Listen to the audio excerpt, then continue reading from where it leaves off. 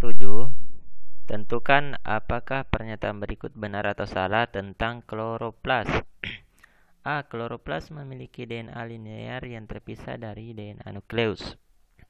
Ini salah karena walaupun sebenarnya DNA nukleus dan DNA kloroplas itu terpisah, tapi bentuk DNA kloroplas itu bukan linear, tapi dia sirkuler. Dia seperti DNA-nya mitokondria.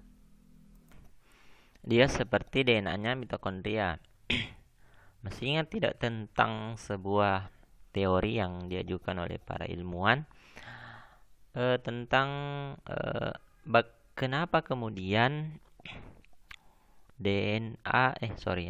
kloroplas dan mitokondria itu dia punya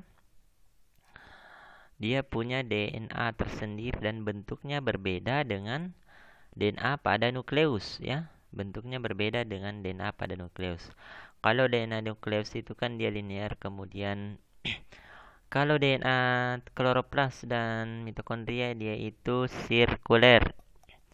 Nah, mari kita bahas bersama ya, sedikit saja saya singgung di sini tentang teori endosimbiosis ya. Jadi katanya ya, ini cuma sebenarnya sebuah teori ya. Dahulu ya ada sebuah sel yang dia adalah sel protoeukariotik ya, atau kita bisa sebut dia adalah eukariotik zaman dahulu kala. Nah, yang pertama adalah endosimbion yang terjadi adalah yang pertama sel protoeukariotik ini dimasuki oleh sebuah, ya saya buatkan saja istilah yang gampang, dia dimasuki oleh sebuah bakteri aerobik yang kemudian nanti kita kenal sebagai atau menjadi bakteri mitokondria ya. Lalu kemudian lambat laun entah berapa tahun atau saya kurang tahu ya. Cuma kan ini sekedar teori saja. Nanti di sel protoeukariotik yang kemudian telah dimasuki oleh sebuah bakteri anaerobik ya. Sebenarnya kalau mungkin kita katakan dimasuki mungkin kurang tepat. Lebih tepatnya mungkin ya sel ini yang mengkonsumsi ya, yang menelan bakteri anaerobik ini sehingga kemudian nanti bakteri ini kemudian bertahan di dalam sel tersebut lalu menjadilah dia mitokondria. Kemudian inilah yang kemudian menjadi sel eukariotik heterotrof ya, selnya hewan, kemudian selnya juga manusia. Lalu terakhir endosimbion yang terjadi adalah sel-sel eukariotik yang kemudian menelan bakteri yang fotosintetik ya, bakteri fotosintetik. Inilah yang kemudian kita kenal menjadi kloroplas nantinya pada sel eukariotik modern ya, kalau dia kenalkan sini modern, karena sebelumnya kan yang kuno itu dia tidak memiliki apa-apa ya, maksudnya tidak memiliki mitokondria dan kloroplas.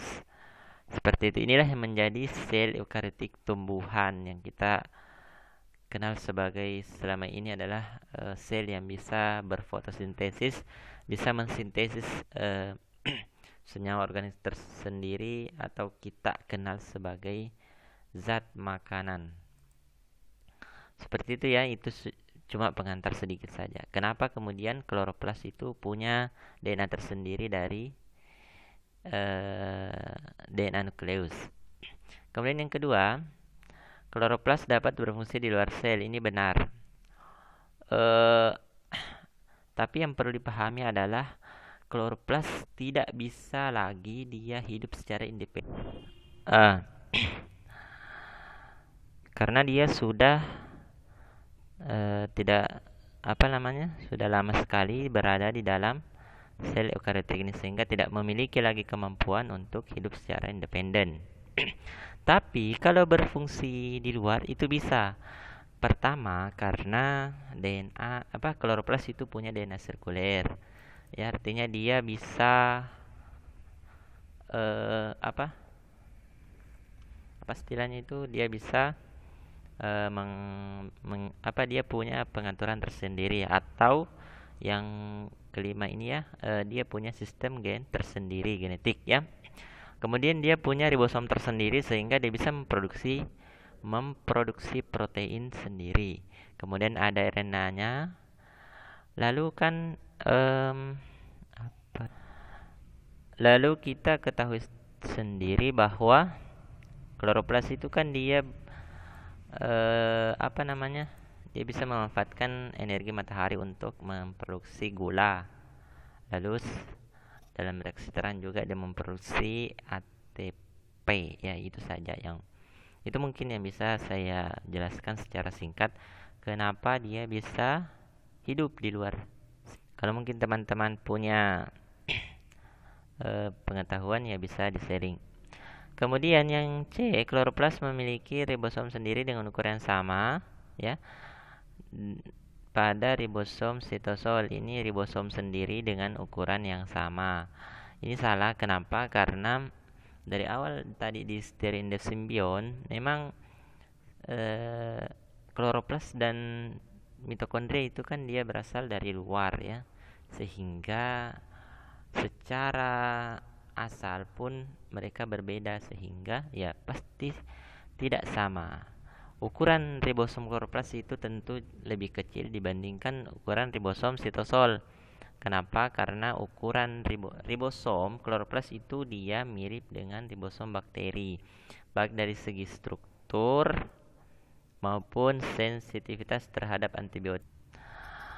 Itu ya. Jadi kalau secara ukuran dia sama dengan ribosom mitokondria. Yang terakhir, ATP dihasilkan oleh kloroplas. Yang dihasilkan dapat digunakan untuk aktivitas selain siklus Kevin. Ini salah. Alasan pertama adalah ATP kloroplas memang itu diproduksi khusus untuk siklus Kelvin. Itu yang pertama ya. Ini kan ATP kan kalau secara spesifiknya dia diproduksi di reaksi terang ya. Seperti itu. Lalu yang kedua, ATP kloroplas itu tidak memiliki transporter khusus yang memungkinkan membrannya permeable terhadap ATP. Itu tidak seperti mitokondria. Kan mitokondria memang dia punya seperti ini strukturnya, dia punya ini yang dibilang tadi transporter khusus, sehingga ATP di siklus mitokondria di bagian matriks itu dia akan bisa ditransfer keluar ke sitosol ya. Karena memang kan secara fungsi mitokondria itu berperan untuk menghasilkan ATP yang digunakan oleh selain mitokondria. Sedangkan kloroplas dia tidak spesialisasi untuk menghasilkan ATP yang digunakan untuk yang lainnya, sehingga dia tidak punya transporter khusus untuk mengeluarkan ATP dari kloroplas itu sendiri ya. Nah, ini kan ada seperti ini, saya kasih sebuah contoh ini. Jadi sebenarnya antara kloroplas dan mitokondria itu dia punya kaitan. Dimana kan di sini ketika kloroplas memanfaatkan sinergi matahari untuk menghasilkan NADP dan ATP. Nah, lalu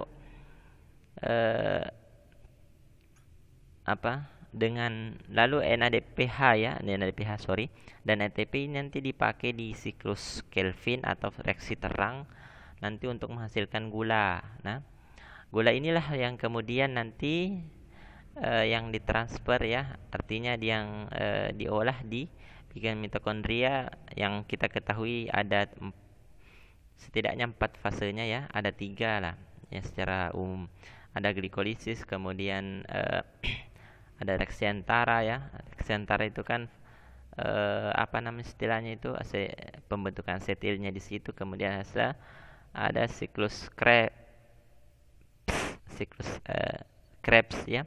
Kemudian nanti NADH dan FADH2 yang dihasilkan dalam mitokondria ini diolah menjadi ATP melalui transport elektron. Nah, ATP lah yang dikeluarkan untuk digunakan oleh sel secara umum. Seperti itu ya.